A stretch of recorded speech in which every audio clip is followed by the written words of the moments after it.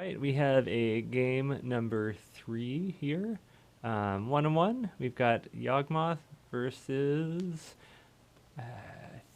Think I think we're on Twiddlestorm here.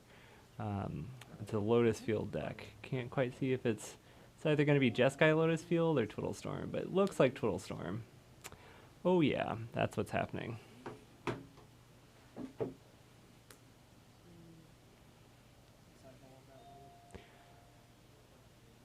Oh, okay, it is.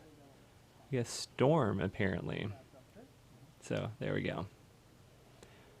It's on some kind of Lotus Field thing. We're gonna find out. It'll be interesting. And we had I think we had a mold of 5, a mold of 5 and a mold of 6. So Yawgmoth was on 6 and Lotus Field was on 5. Okay, both of these players are. See, this is round number 3. These players are 1-1 right now, maybe 2-0. Didn't quite, just grabbed a table really quickly. So.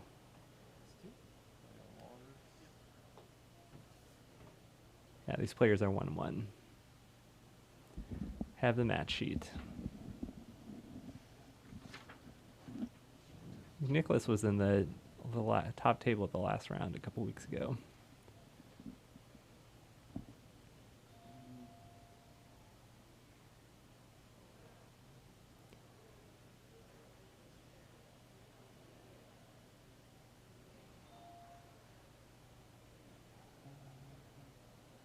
If you're on Storm, you really don't want to go down to 5. That's pretty rough.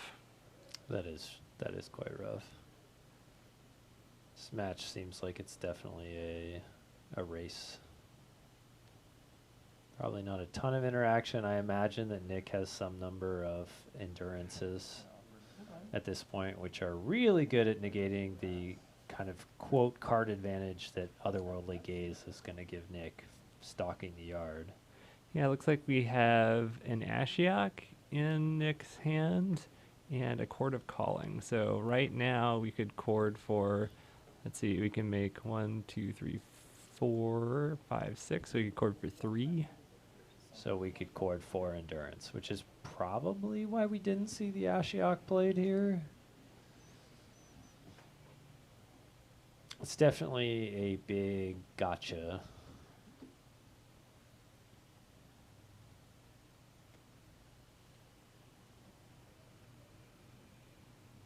And Otherworldly is just, I mean, I see how it's powerful, but man, a card, a cantrip that doesn't cantrip. Sort of.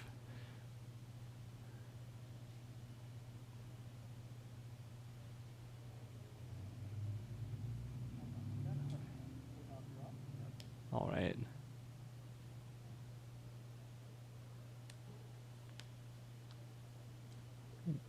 Inquisition. I like this from Nick. Not overcommitting. Just got to figure out what Nick's working with over there. Kind of the hallmark of a good Storm player is if they've got time, and on a board like this, it looks like Nick Sherrod probably has a bit of time to kind of scope out what the potential hate is and then figure out how to play around it from there. I like this decision that Bucher has to make of like, do you chord for something that's maybe suboptimal, like not what you'd want to chord for ideally, just to use that card, or do you, in knowing that then Ashiok gets taken, or do you just let Nick pick and choose which one of those cards that he wants to play against? Man, I feel like you let the yard is just not. I mean, going for endurance now does not seem worth it. So I feel like you just let Nick kind of pick their poison here. I mean, you could get the 3/2 that drain gain messenger, Geralf's messenger. If you're, you just don't have a sack outlet, you don't really see a Yawgmoth coming up. But I mean, you could. Yeah, I mean, a clock is good when your opponent is down on resources. Oh, we're gonna get Spell Pierce. Yeah. Okay, that's pretty good for Nick. Yeah, that makes Sherrod's play look very, very good here, as Beakert is left with a very anemic 3 damage per turn clock, and Sherrod survives with a yard that's pretty well stocked at this point. And we had the Lotus field. So Solid mull to 5. okay, suspending a tutor. And land.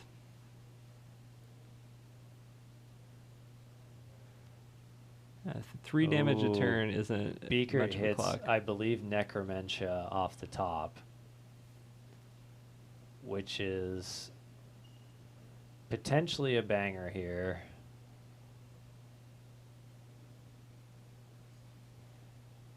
It's kind of depends on whether Sherrod is playing a combo piece. If Sherrod's playing a wish board and has kind of one of the combo necessaries in the wish board, then Necromentia is going to be less impactful, but it can be really good here.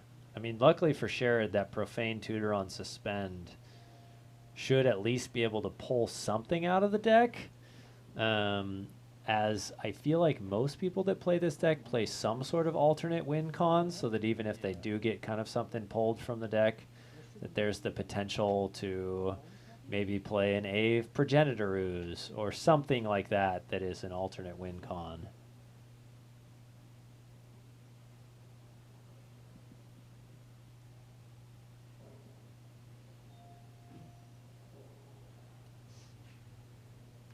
Okay. So Sherrod's going to be taking out the breaches. I mean, the thing is, excuse me, Beakert's going to be taking the breaches. I'm going to go for Nick and Nicholas. Sure. You choose you, but... I mean, Sherrod does have a wish in the deck. So even without the breaches, that Profane Tutor can grab the wish. It's going to be more mana intensive.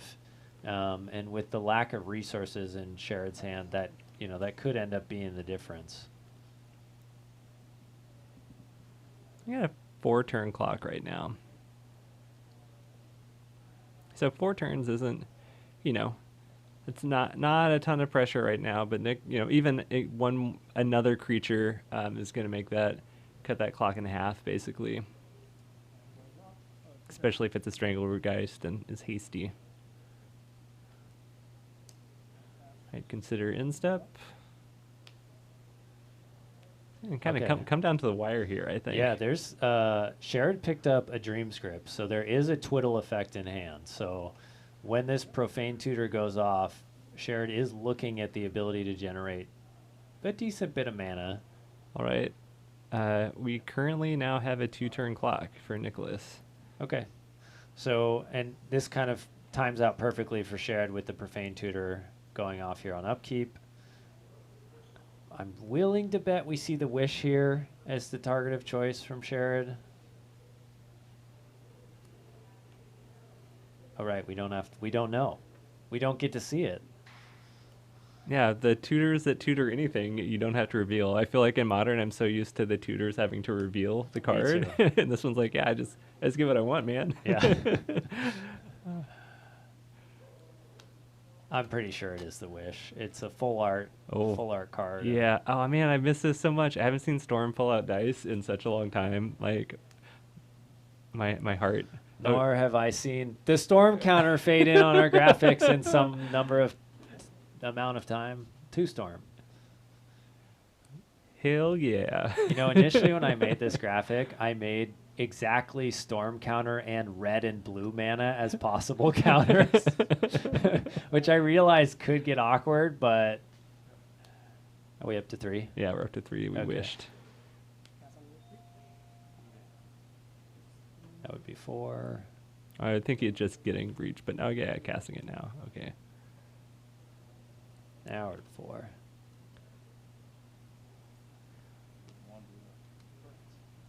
Nick's like, no. Get that red mana out of here.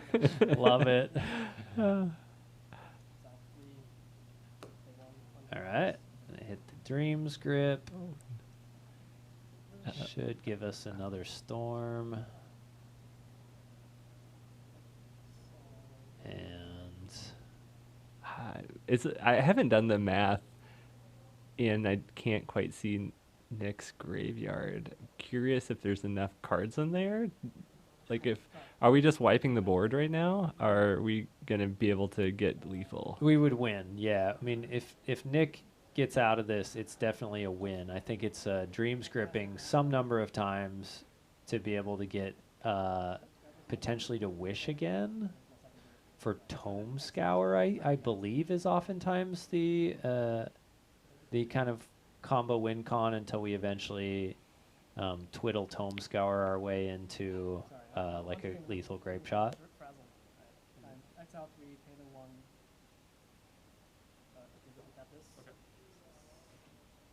Okay, 6 storm.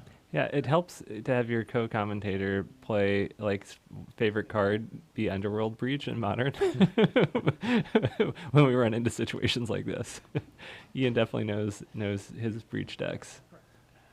Although this is not usually my breach of choice. Correct. Yeah. But you've put on plenty of breaches in your Modern time. You wear the breaches in this relationship. Oh. I loved me. There was a time where I loved me an amulet and a breach, and then amulet became too good. So now I just love me a breach.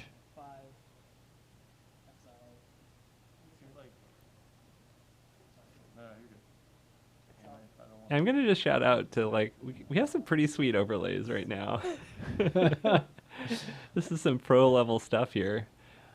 You know what? I need to put the storm counter on the stream deck out there for the players to do, though, because every time I'm like behind by one.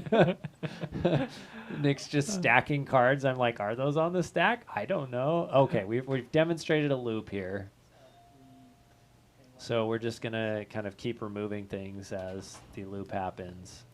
So the loop that we've demoed here is,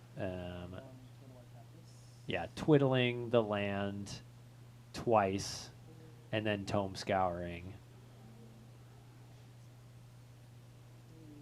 Oh, no, that's not it. Oh, my gosh. Now I'm getting frazzled.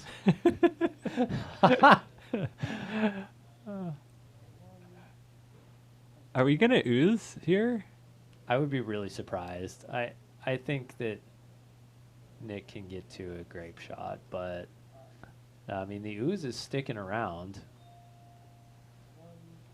Maybe as a I don't actually know why the ooze is sticking around. Because it says storm on it, man, and you got to make sure you just don't want to let it go. Yeah. There's some attachment going on. We wished, we wish for breach though. I think we're still looking for the grape shot. I think there was only one. Let's see, there was the one wish. But as on the pile of cards, I think that's a pile of cards that Nick is like, these aren't going anywhere. Yeah. these are either on the stack or in the graveyard.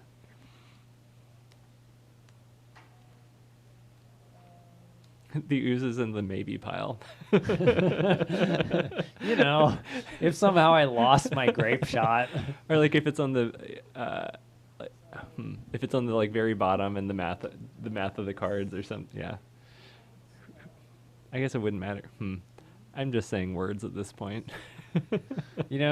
Honestly, when I get to do this sort of thing when I'm playing Storm, I'm so surprised when my opponent is like, yeah, do it. I'm usually like, oh man, I want to do this quickly so as not to waste their time. But of course, you're tracking a bunch of different dice while you're doing it. It's always such an awkward thing to kind of rush through. I will also say that sometimes decks have fail rates, and if you're the opponent and you don't know exactly what's going to happen, or you think there is a fail rate, I tend to make folks play it out because I've been the Neo brand player that that hits the fail rate. Thanks, Ian, for letting me borrow that deck. Mm-hmm. Just wanted to show you how to live. This is also so much more fun to see in paper than it is on MTGO. Agreed. All right, we did the grape shot. That was sweet to see Nick so down on resources, but then like the power of like the tutor being able to pull the wish after you already had an extraction effect happen, and then just having the one twiddle effect. Yeah, I mean, I thought that was masterfully navigated. You know, that one critical moment where Sherrod had the IOK, the Inquisition on the stack, and Nick Beekert had to make that decision. Am I going to convoke the chord or just let the IOK take something and then potentially play out an Ashiok next turn?